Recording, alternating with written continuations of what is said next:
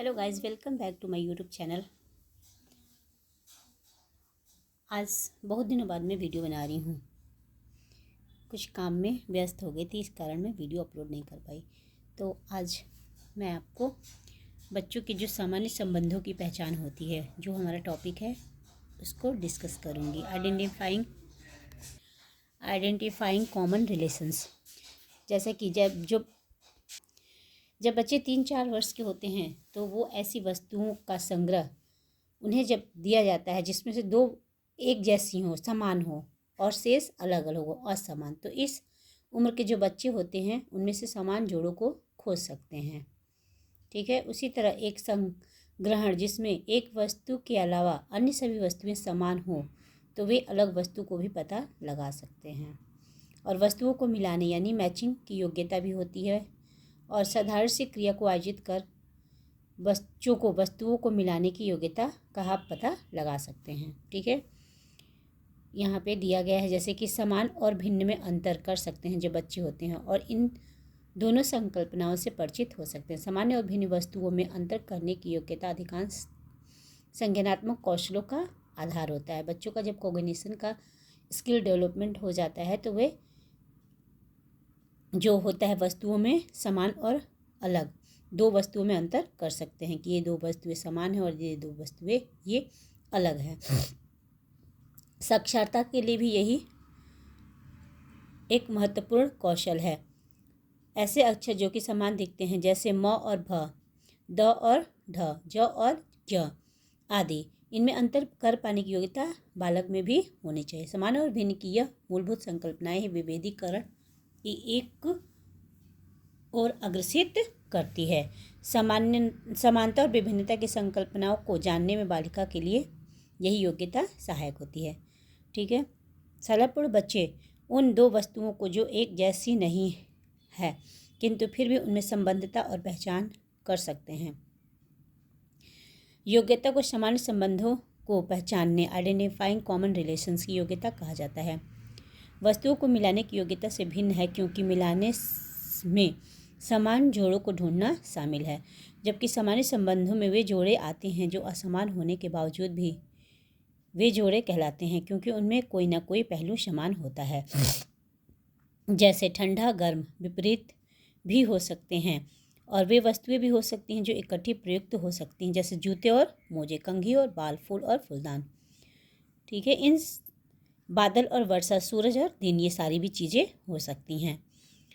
बच्चे इस प्रश्न का उत्तर देते हैं, सबसे ज़्यादा कौन सी 2 चीज़ें साथ साथ जाती हैं और कौन 2 वस्तुएं एक दूसरे से संबंध है। इस योग्यता में तर्क शक्ति शामिल है।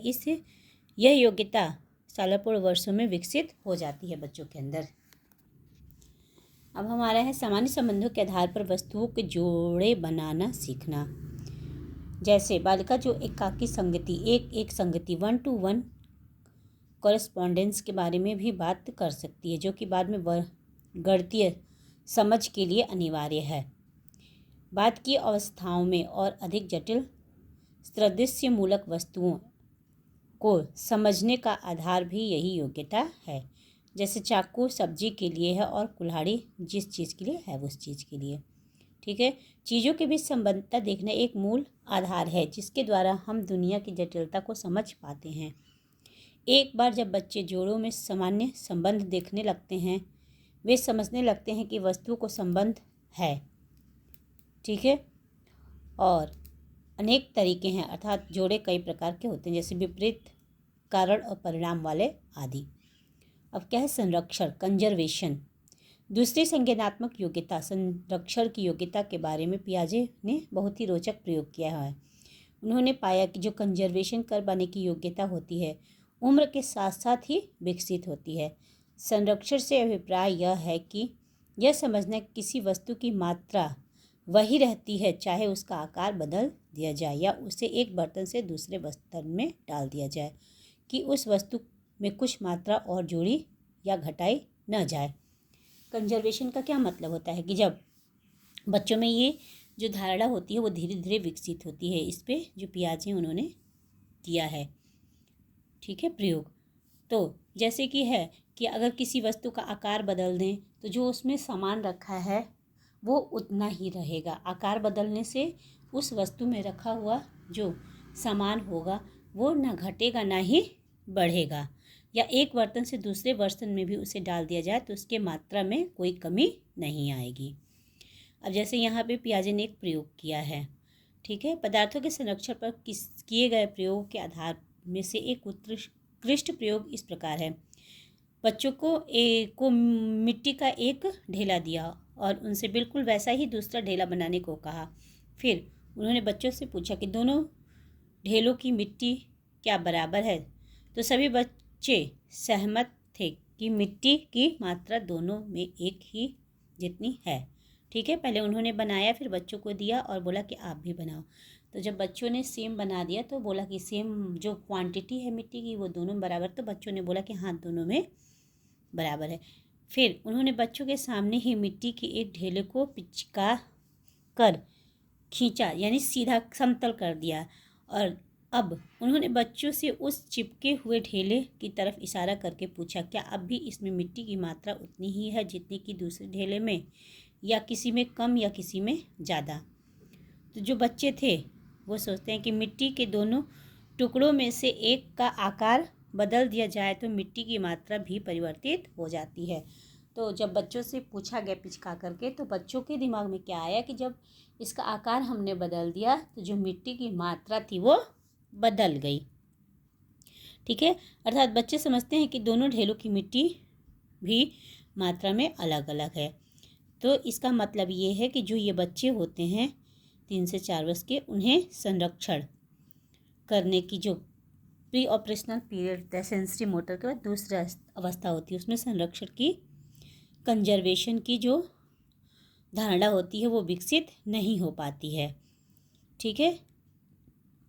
और संरक्षण की योग्यता का विकास 3 चरणों में देखा गया है। पहला 5 वर्षीय सालापुर बच्चे बिल्कुल ही संरक्षण नहीं कर पाते हैं। अगली अवस्था संक्रमण की अवस्था है, जब बच्चे कुछ स्थितियों में तो संरक्षण कर लेते हैं और कुछ में नहीं, और उन संकल्पना का विकास हो रहा होता है, किंतु अभी भी वही अवस्था स्थिर नहीं होती है, वे अपने विचार बदल सकते हैं। और तीसरी अवस्था है जब ससंगत ढंग से वे संरक्षण कर पाते हैं, यह 8 से 10 वर्ष के अंतर्गत उभरती है। 8 से 10 वर्ष के बच्चे हो जाते हैं तो जो उनका कंजर्वेशन का कॉन्सेप्ट होता है वो अच्छे से क्लियर हो जाता है, वो कर लेते हैं। अब वे जोर देकर कह सकते हैं कि दोनों मिट्टी की जो मात्रा है वो समान है, यानी कि वे अब कंजर्वेशन संरक्षण कर सकते हैं। और पियाजे ने दूसरे प्रयोग में, अब यहाँ पे पियाजे ने एक दूसरा प्रयोग किया, ठीक है। उन्होंने दो गिलासों में पानी डाला, जैसे कि यहाँ हमारा चित्र में दिखाया गया है, ठीक है। 2 गिलासों में पानी डाल दिया। तो जब दोनों गिलास एक जैसे थे तो बच्चों से पूछा गया कि दोनों में बराबर है पानी, जूस बराबर है, तो बच्चों ने बोला हाँ। फिर उन्होंने क्या किया कि एक गिलास का जो साइज़ है वो छोटा कर दिया और चौड़ा कर दिया, और एक को लंबा और पतला कर दिया। फिर इस ग्लास का इसमें डाल दिया जूस। फिर बच्चों से पूछा गया क्या दोनों में बराबर है, तो शेप और साइज़ बदल गया। तो बच्चों ने कहा कि नहीं, दोनों में बराबर जूस नहीं है, जो चौड़े वाला ग्लास है उसमें जूस कम है। यहाँ पे दिया गया बालक को समान आकार के 2 गिलास दिखाए गए जिनमें पानी की मात्रा समान थी। एक गिलास का पानी दूसरे और चौड़े गिलास में उल्टा कर गया, ठीक है। विचार शक्ति के पहलुओं को दर्शाता है। बच्चों को बराबर लंबाई की 2 छड़ दी जाती है, जहाँ यहाँ पे चित्र में जो कि दिया गया है, ठीक है। इस स्थिति में दोनों छड़ें जो बराबर हैं बराबर ही दिखती हैं। पूछे जाने पर सालापुर भी उन्हें समान ही कहते हैं। तब उनके सामने ही उनमें से एक छड़ दूसरी छड़ के दाईं ओर सरका दी जाती है, और जैसा कि चित्र में किया गया है, ठीक है। ऐसे बराबर में रखा गया तो बच्चे बोल रहे हैं कि बराबर है। लेकिन अब क्या किया गया कि एक छड़ को आगे पीछे, एक को इधर रख दिया गया, एक को इधर खिसका दिया गया। फिर बच्चों से पूछा गया क्या दोनों छड़ें बराबर हैं, या ऊपर वाली बड़ी या नीचे वाली छोटी। तो पियाजे ने पाया कि सालापुर बच्चे समानता बड़ी यही कहेंगे कि एक छड़ दूसरी से लंबी है, उसमें से अधिकांश कहते हैं, ठीक है, कि जो ऊपर वाली छड़ है ये लंबी है, ठीक है। सालापुर उनके बच्चों में बड़े बच्चे कहते हैं कि चाहे किसी भी छड़ का सरकाए, फिर भी दोनों छड़, और जो सालापुर उम्र के बच्चे वाले बच्चे हैं वो कहेंगे कि नहीं, कोई भी कहीं भी खिसका दो, छड़ की जो लंबाई है वो बराबर ही होगी। कारण है कि जो सालापुर बच्चे होते हैं उनकी विचारधारा पर वापस वो उल्टा नहीं सोच पाते, अर्थात वे मानसिक रूप से अपने विचारों के भिन्न चरणों को उल्टा कर कर उन्हें पुनः विचार नहीं कर पाते। अन्य शब्दों में वे अपने विचारों में प्रतिवर्तिता यानी रिवर्सिबिलिटी नहीं कर पाते हैं, यानी कि वो उल्टा नहीं सोच पाते हैं, सीधा सीधा ही सोचते हैं। प्रतिकार्यवर्ता यानी रिवर्सिबिलिटी भी उनके विचारों में नहीं होती है। संरक्षण करने के लिए बालिका को मानसिक स्तर पर ही पानी को पुनः पहले वाले गिलास में वापस डालना पड़ेगा और पिचके हुए मिट्टी को ढेलों को दोबारा गोल ढेलों के आकार में परिवर्तन करना होगा। अगर उन्हें बताना है कि नहीं, दोनों में बराबर ही मात्रा है, तो हमें वापस उस ग्लास, जो चौड़ा ग्लास का जूस है, उसे लंबे ग्लास में उनके सामने डालना पड़ेगा और मिट्टी के ढेलों को वापस वैसा ही गोल चिपटा से गोल करना पड़ेगा, क्योंकि बच्चों में पलटाव का पलटाव का गुण नहीं होता है। प्रतिवर्तकता यानी उलट पलट के चीज़ों को वो नहीं सोच सकते हैं। रिवर्सिबिलिटी की जो उनकी कॉन्सेप्ट होता है वो सालापुर बच्चों में विकसित नहीं हो पाता है। ठीक है। अपनी विचार शक्ति में प्रतिवर्तिता लाने में बालिका असमर्थ होती है। यदि ऐसा करने का सामर्थ्य उसमें नहीं होता तो वह समझ जाती है कि छोटे और चौड़े गिलास में पानी का स्तर पहले वाले गिलास की अपेक्षा नीचा क्यों है, और बता पाती है कि दूसरे गिलास की चौड़ाई अधिक है, उसमें पानी फैल जाता है अतः उसका स्तर नीचा हो जाता है। विचार शक्ति में यह प्रतिवर्तिता संरक्षण के लिए निर्णायक है। यह सभी विकसित होती है जो बालिका विकास की अगली अवस्था अर्थात मूर्त संक्रियात्मक अवस्थी में प्रवेश करती है। सालापुर बच्चों की विचार शक्ति का प्रभाव अपनी रोज़मर्रा की ज़िंदगी में देख सकते हैं। सालापुर बच्चों में होने वाले झगड़ों के बीच में आप जरूर पढ़ेंगे, अक्सर वे इस बात पर झगड़ा कर पाते हैं कि दूसरे बच्चों को ज़्यादा शरबत मिला है क्योंकि उनका गिलास उनसे भिन्न है।